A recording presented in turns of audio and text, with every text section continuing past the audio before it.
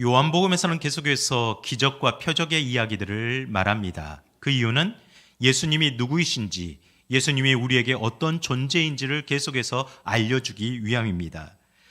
복음으로 오신 예수님이 여러분에게는 어떤 존재입니까? 우리는 오늘 본문의 이야기를 참 많이 듣고 잘 알고 있습니다. 38년 된 병자를 찾아가신 예수님의 이야기입니다. 우리가 참 많이 알고 들었지만 그럼에도 오늘 말씀을 다시 나눌 때 그 병자에게 도전되었고 경험되었던 그 말씀이, 그 은혜가, 그 사건이 오늘 우리에게도 도전되고 경험되는 은혜가 되고 경험이 되고 또 사건이 되는 귀한 은혜가 임하시기를 간절히 축원합니다. 생명의 말씀과 그 사건이 오늘 나의 사건이 되기를 간절히 축원합니다. 예수님은 모든 이들에게 다 필요한 분이시죠. 특별히 첫 번째, 예수님은 가장 연약한 사람에게 관심을 두십니다. 우리 1절과 2절 말씀을 다시 한번 읽어보겠습니다. 그 후에 유대인의 명절이 되어 예수께서 예루살렘에 올라가시니라. 예루살렘에 있는 양문 곁에 히브리 말로 베데스라 하는 못이 있는데 거기 행각 5이 있고, 예수님께서 갈릴리 가나에서 왕의 신하를 고쳐주신 두 번째 표적을 하신 뒤 며칠이 지났습니다. 유대인의 절기, 명절이 다가왔습니다. 예수님도 그 절기를 맞이하면서 예루살렘 성으로 다시 올라가셨습니다. 예루살렘 성에 올라갈 때 구약 시대부터는 사람들이 하나님 앞에 예물을 드릴 제물을 들고 올라갔습니다. 특별히 그 제물들 중에 양을 들고 올라갔는데요. 오늘 그림을 보시면, 사진을 한 장 보시면 제물로 쓰이는 양을 가지고 갈 때 예루살렘 성 맨 위쪽에 보면 양의 문이라는 곳이 있습니다. 그 양의 문으로 양들을 데리고 지나가도록 했습니다. 구약의 느헤미야가 성전을 건축할 때 가장 먼저 건축한 문이 바로 양의 문입니다. 그만큼 예배의 회복, 하나님을 만나는 자리의 회복이 중요하다는 의미를 가지고 있습니다. 그 양의 문으로 들어가면 바로 앞에 베데스다 못이 있습니다. 이 베데스다 못은 솔로몬 시대부터 기드론 계곡에서 흘러내린 빗물을 저장하는 그런 곳이었습니다. 그 물로 제물로 드릴 양을 깨끗이 씻는 정결 의식을 행하는 장소였습니다. 먼 곳에서 양을 몰고 오다 보면 양이 더러워지고 때가 묻고 상처가 나기 때문이겠죠. 그래서 그 베데스다 못은 하나님께 드릴 예물을 정결하게 씻는 그런 정결 장소로 늘 사용되곤 했었습니다. 그런데 그 베데스다 못은요, 작지 않습니다. 오늘 건물을 짓기 위해서는 주 기둥을 세우는데 그 주 기둥, 오늘 본문에는 행각이라고 하는데 그 주 기둥이 5개나 있을 정도로 큰 장소였음을 볼 수 있습니다. 그 5 기둥을 중심으로 그 주변에는 항상 많은 사람들이 있었던 겁니다. 하나님께 양을 드리기 위해서 제물을 들고, 속죄의 제물을 들고 가져온 그런 사람들 뿐만 아니라 더 다른 사람들이 있었던 겁니다. 어떤 사람들일까요? 3절 상반절을 한번 보실까요? 그 안에 많은 병자, 맹인, 다리 저는 사람, 혈기 많은 사람들이 누워. 그곳에 모인 사람들은 정상적인 사람들이 별로 없었습니다. 아픈 사람들이 많았습니다. 심지어 앞을 보지 못하는 사람들, 다리를 저는 사람들, 혈기가 마른 사람들, 세상에서 난치병과 불치병으로 고통받는 수많은 사람들이 그곳에 모여 있었습니다. 어떤 희망도 가질 수 없는 사람들입니다. 어느 누구에게도 도움을 받을 길이 없는 사람들입니다. 누구에게 도움을 청할 힘도 없는 세상에서 가장 연약하고 외로운 사람들입니다. 심지어 어떤 이들은 가족도 포기해서 그냥 이곳에서 기적을 바라보라고 놓고 가는 경우들도 있었을 겁니다. 꼭 집단 수용소처럼 보여집니다. 그럼 왜 그렇게 많은 사람들이 그곳에 모여 있었을까요? 그곳에 모인 이유를 3절 하반절과 4절에서 이렇게 말씀합니다. 우리 함께 읽어보겠습니다. 물의 움직임을 기다리니 이는 천사가 가끔 못에 내려와 물을 움직이게 하는데 움직인 후에 먼저 들어가는 자는 어떤 병에 걸렸든지 낫게 되밀어라. 학자들이 그 못이 간헐천이라고 설명합니다. 한 번씩 메마른 그 반석 사이에서 물이 솟구쳐 오르는 거죠. 그래서 물이 가득 차게 되는데 고대의 증언에 의하면 그 물이 움직일 때 강한 붉은색으로 변했다고 합니다. 그 이유는 그 물 속에 담긴 높은 철분의 함량 때문입니다.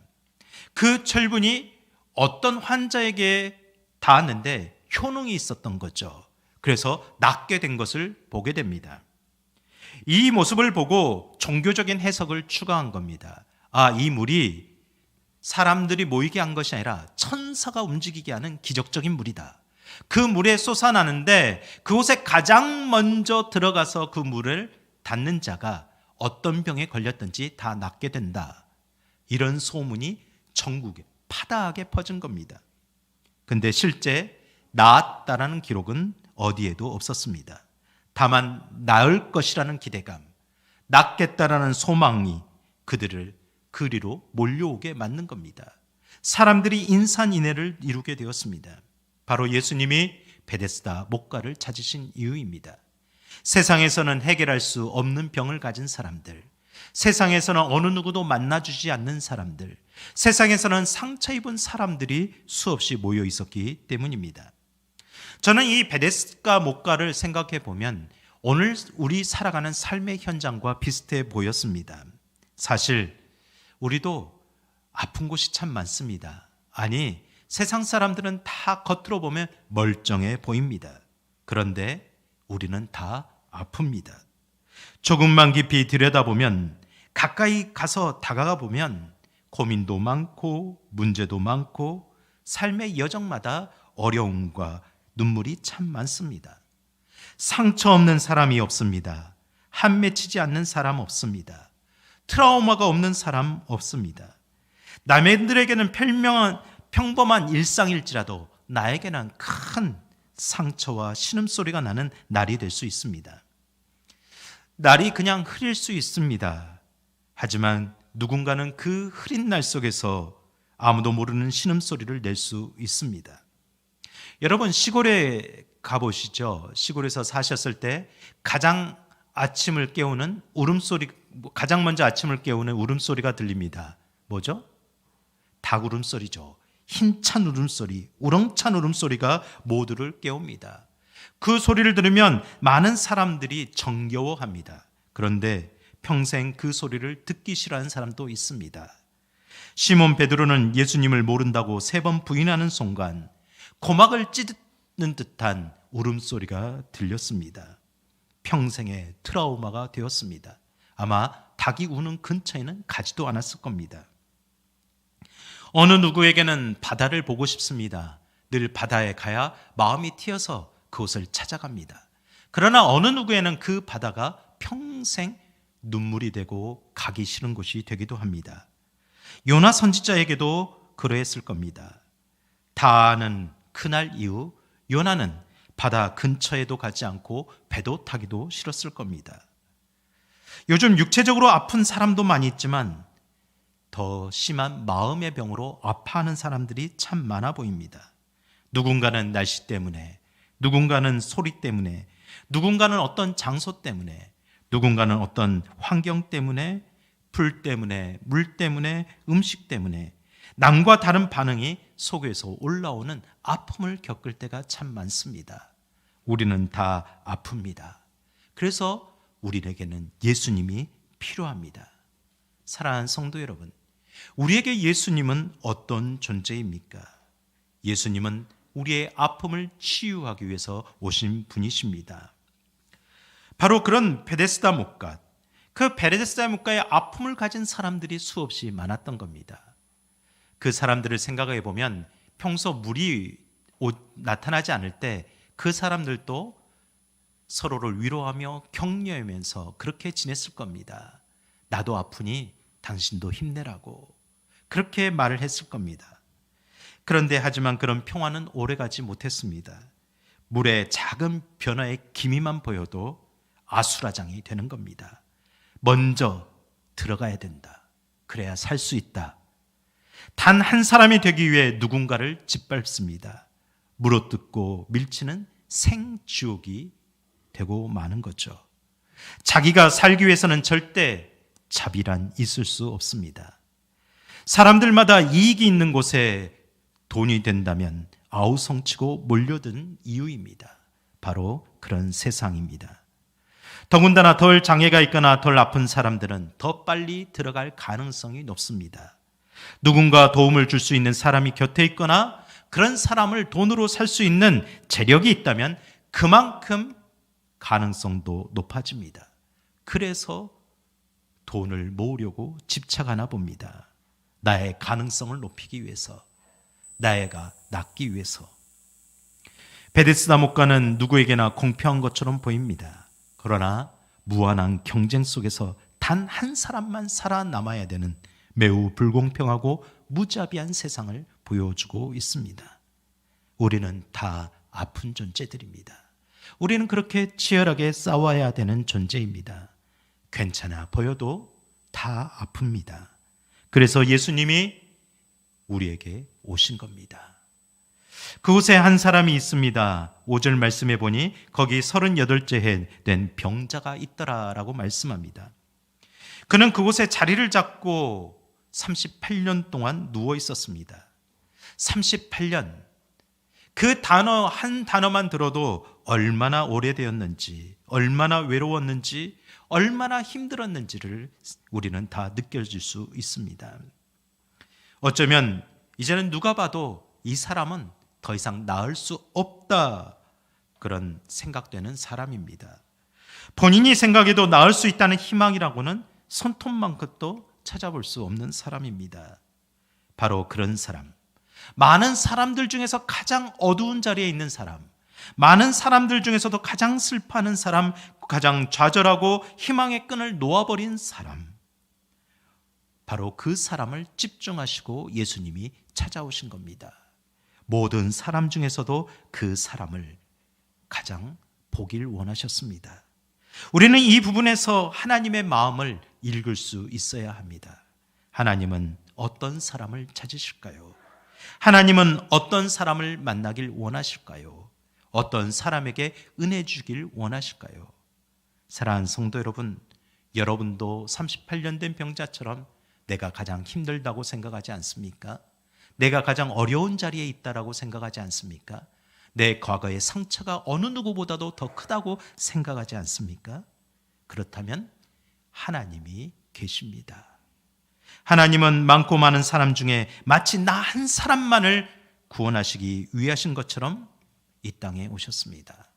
하나님은 마치 나 한 사람만을 위해 죄를 짊어지신 것처럼 십자가에 죽으셨습니다. 바로 이것이 나를 향한 하나님의 마음이요 놀라운 은혜입니다. 사랑하는 성도 여러분, 여러분의 그 자리, 여러분이 앉아있는 오래된 그 자리가 주님을 만나는 자리임을 잊지 마시기 바랍니다. 여러분의 그 자리가 하나님이 찾으시는 자리임을 잊지 마시기 바랍니다. 야곱도 가장 고통스럽고 연약했던 야복 강가에서 하나님을 만나게 되었습니다. 어쩌면 가장 힘든 자리, 가장 외로운 자리, 가장 고통스러운 자리가 가장 큰 은혜를 공급받은 자리가 될 줄 믿습니다. 여러분의 인생의 자리가 그런 자리가 될 줄 믿으시기를 바랍니다. 마가복음 2장 17절 말씀 우리 함께 읽어보겠습니다. 예수께서 들으시고 그들에게 이르시되 건강한 자에게는 의사가 쓸데없고 병든 자에게라 쓸데있느니라. 나는 의인을 부르러 온 것이 아니요 죄인을 부르러 왔노라 하시니라. 아멘. 하나님은 여러분을 부르러 오셨습니다. 이렇게 함께 저를 좀 따라서 고백해 보면 좋겠습니다. 하나님의 모든 관심은 나에게 있습니다. 믿으십니까? 누구에게 있다고요? 나에게 있습니다. 나에게도 있지만 우리 함께 있는 모든 이들에게도 있죠. 한번 주변의 분들을 축복하면서 이렇게 격려하겠습니다. 하나님의 모든 관심은 당신에게 있습니다.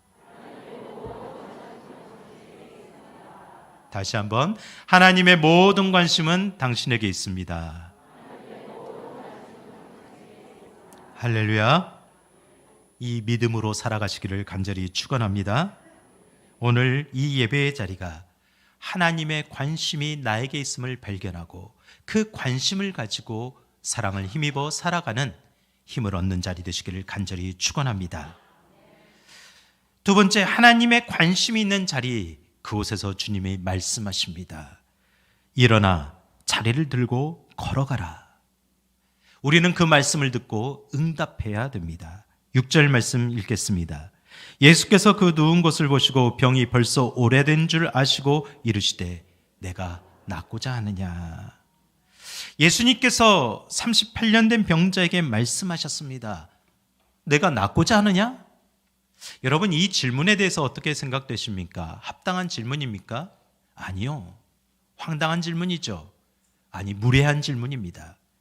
거기 있는 사람들 중에 낫기를 싫어하는 사람이 누가 있겠습니까? 낫기 원해서 다 그곳에 있는 것 아닙니까? 더구나 오랜 기간 동안 누구보다 더 오래 있던 그 사람에게는 정말 당연한 질문 아니겠습니까? 그럼에도 예수님은 왜 이렇게 뻔한 질문을 하셨을까요? 심리학자들은 이 질문이 굉장히 중요한 질문이라고 여깁니다. 현대도 장기 환자들이 많습니다. 그 환자들의 마음속에 처음에는 낫기를 원하지만 시간이 계속 지나가고 흘러가다 보면 마음 깊은 곳에서 낫기를 포기한 사람들이 생긴다라는 겁니다. 시간이 지나면서 투병 생활이 길어질수록 내 병이 나을 것이다 라는 희망이 사라져버립니다. 나을 수 없겠다라는 마음이 커집니다. 그 마음이 바뀌지가 않게 되는 거죠. 그러다가 이런 생각까지 사로잡히게 됩니다. 만약 내가 한 번도 걸어본 적이 없는데 걷게 된다면 내가 잘 걸을 수 있을까? 내가 걷게 된다면 다른 사람들과 같이 열심히 일을 해서 먹고 살아야 되는데 나는 무엇을 할 수 있지? 나는 지금까지 해본 일이 하나도 없는데 나는 차라리 이렇게 앉아있는 게 나아. 이런 두려움에 사로잡히게 된다는 거죠. 나을 이유가 점점 사라지게 되는 경우가 많다는 겁니다. 차라리 내가 병든 채로 있으면 내 인생도 어쩔 수 없다는 도피처를 삼을 수 있습니다. 핑계라도 될 수 있어 보입니다. 당신 왜 이렇게 살아요? 라고 말할 때 저 아픈 사람이잖아요 라고 말할 수가 있는 거죠. 아무 것을 하지 않아도 동정을 받을 수 있습니다. 누구인가 당당하게 도움을 요청해도 창피하지 않습니다. 아니, 왜 나를 도와주지 않느냐고 항변도 할 수 있습니다. 주님이 그래서 묻고 계시는 겁니다. 내가 진정으로 낫고자 하느냐? 내가 진실로 그 상태에서 노임을 받고 싶으냐? 내가 진실로 은혜를 받고 싶으냐? 혹시 은혜 받았다고 기도에다가 너 저 멀리 복음을 가지고 나가라 할까봐 두려워서 주님 은혜를 좀 적당히 주시죠. 제가 감당할 만큼만 주시죠 라는 생각을 가지고 계시지는 않습니까? 주님께서 십자가를 지고 오라고 할까봐 겁이 나서 혹시 적당히 믿음 생활을 하고 있지는 않습니까? 주님이 우리에게 확인하고 싶은 겁니다. 진정으로 낫고자 하느냐? 간절한 소망이 진짜 있느냐? 그 마음을 불러 일으키고자 하시는 겁니다. 아무리 오래된 자리에 있을지라도, 아무리 어둡고 긴 절망의 터널 속에 갇혀 희망의 불씨가 하나도 없을지라도 주님은 우리에게 묻는 겁니다. 너 진짜 포기한 건 아니지? 너 진짜 낫고 싶으니?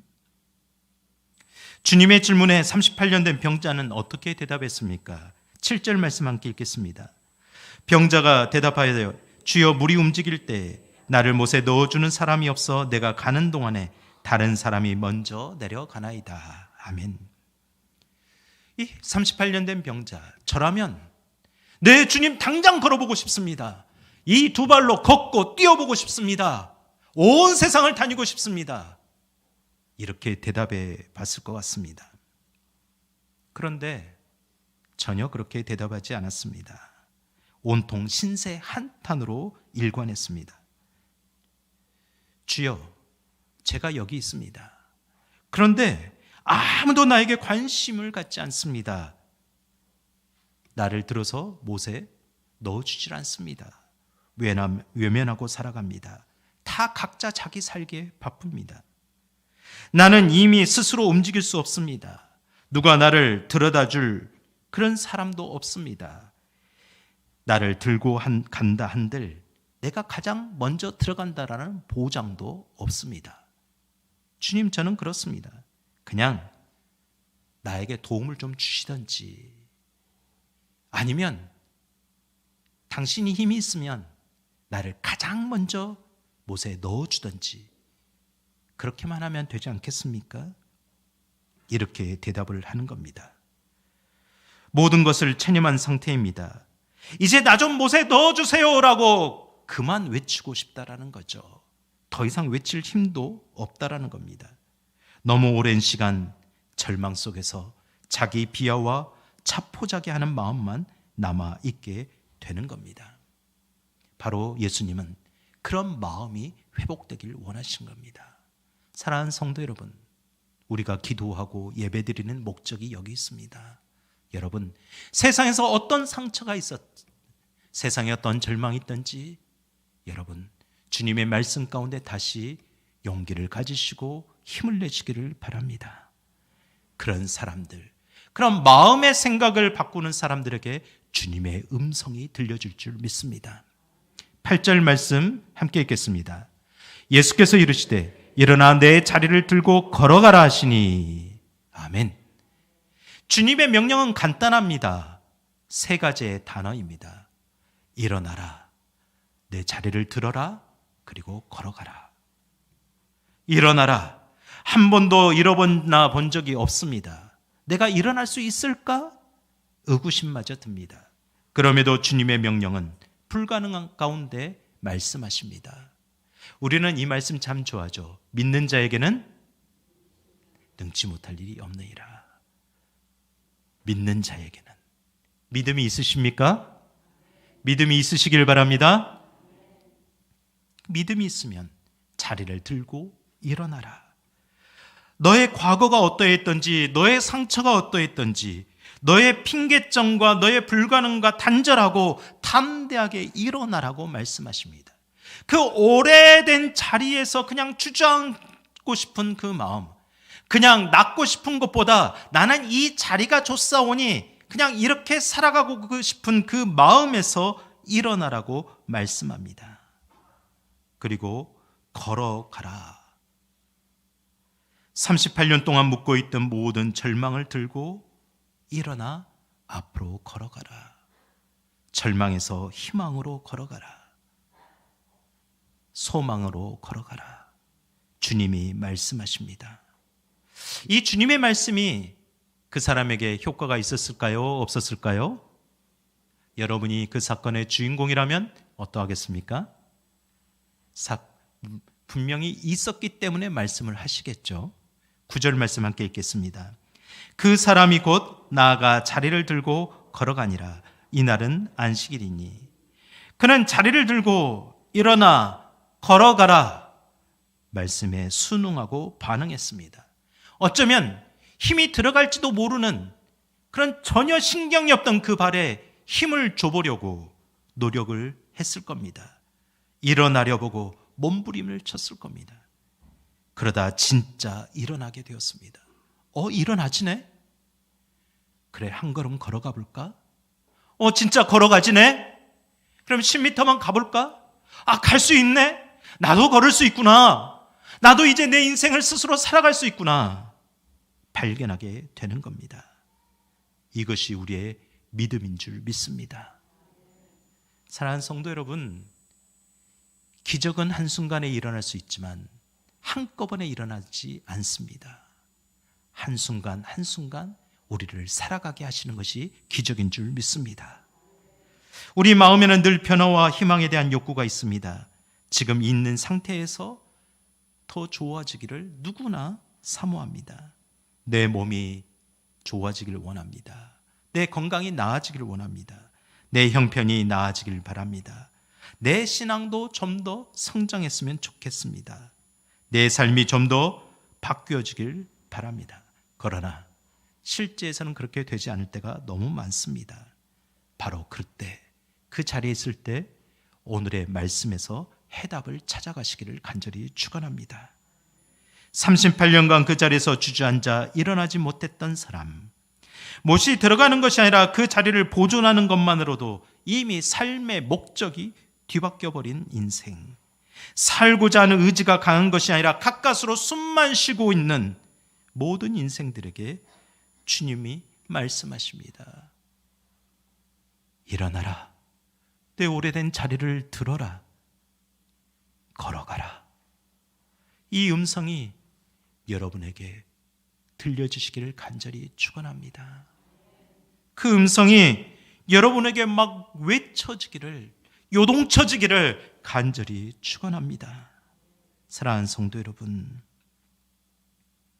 마음을 열고 말씀에 반응하는 자, 순응해 보려고 하는 자, 그곳에 기적이 일어나는 줄 믿습니다. 저는 오늘 말씀을 묵상하면서 이런 음성이 들립니다.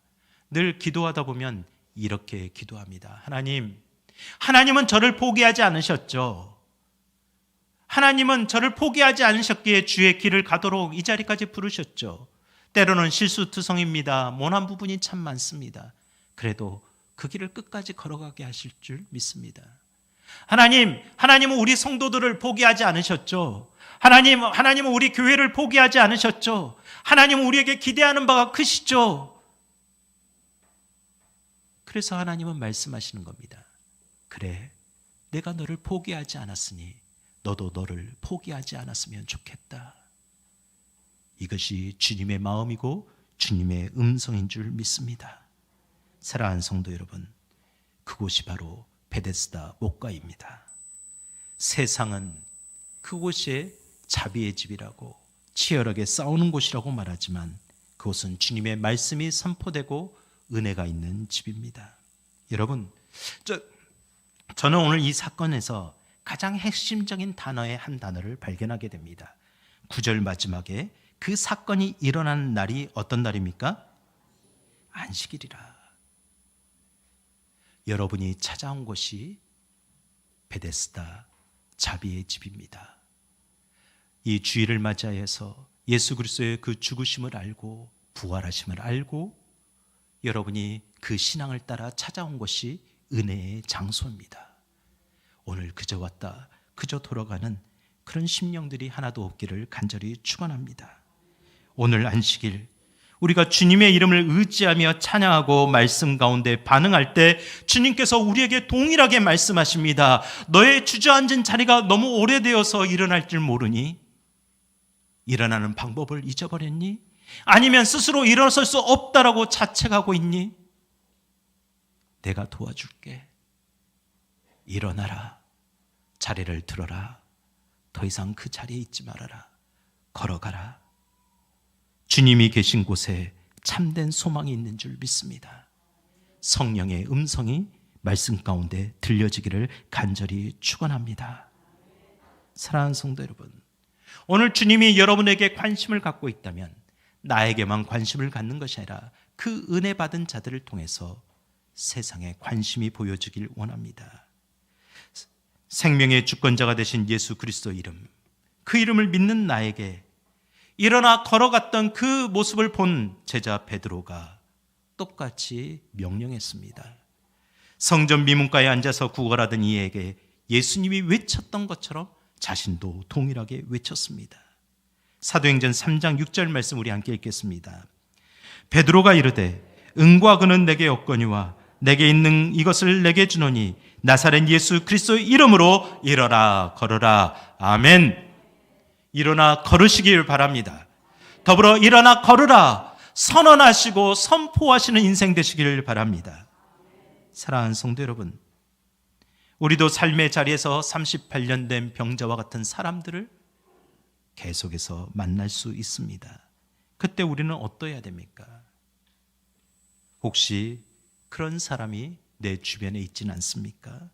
여러분 주변을 한번 돌아보십시오.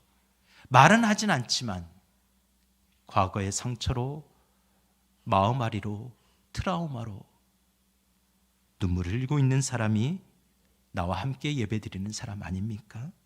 나의 구역 식구들 아닙니까? 혹시 그 가족이나 자녀들 중에는 없습니까? 여러분 가까운 곳에, 아니 이 나라에, 온 세계에 자기 힘으로는 도저히 일어날 수 없어 도움을 바라고 있는 사람이 보이십니까? 베데스다 그 자비의 못의 은혜의 자리에 들어가도록 도와줄 사람이 혹시 보이십니까? 은혜 받은 자에게는 이것이 보여야 정상입니다.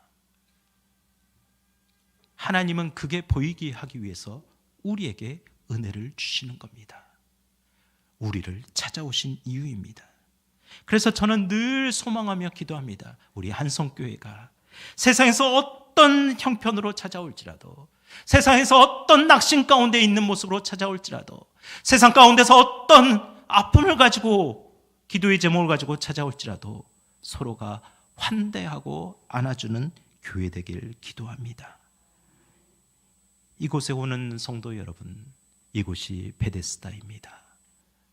여러분의 위로가 있는 곳, 자비의 집입니다. 은혜의 장소입니다. 그러면 우리 서로가 은혜의 못으로 넣어주는 주님의 심장을 가지고 모이는 성도들의 모임이 되길 간절히 축원합니다.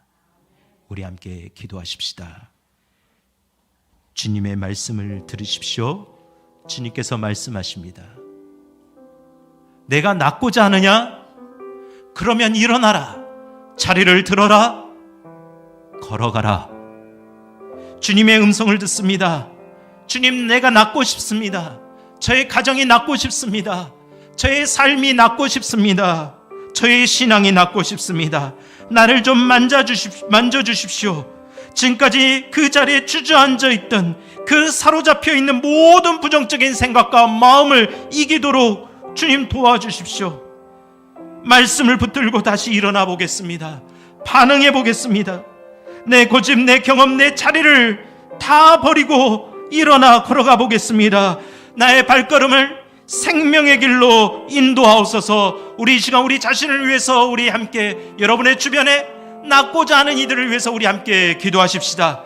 거룩하시고 은혜로우신 아버지 하나님, 오늘도 주님 앞에 나왔습니다. 주님의 음성을 듣습니다.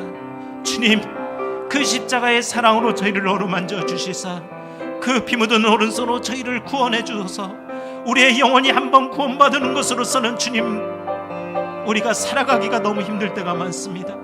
주님, 오늘도 말씀 가운데 엎드립니다. 내가 낫고자 하느냐? 내 낫고 싶습니다. 저의 마음이 낫고 싶습니다. 저의 모난 심정이 낫고 싶습니다. 저의 모난 성품이 낫고 싶습니다.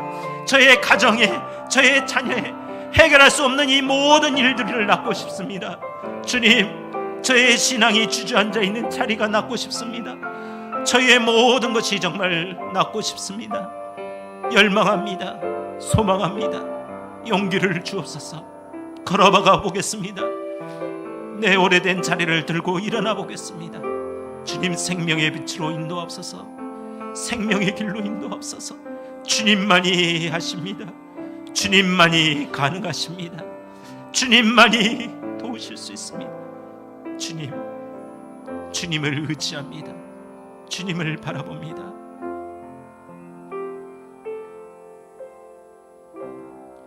우리를 지극히 사랑하시는 예수 그리스도의 이름으로 간절히 기도드립니다.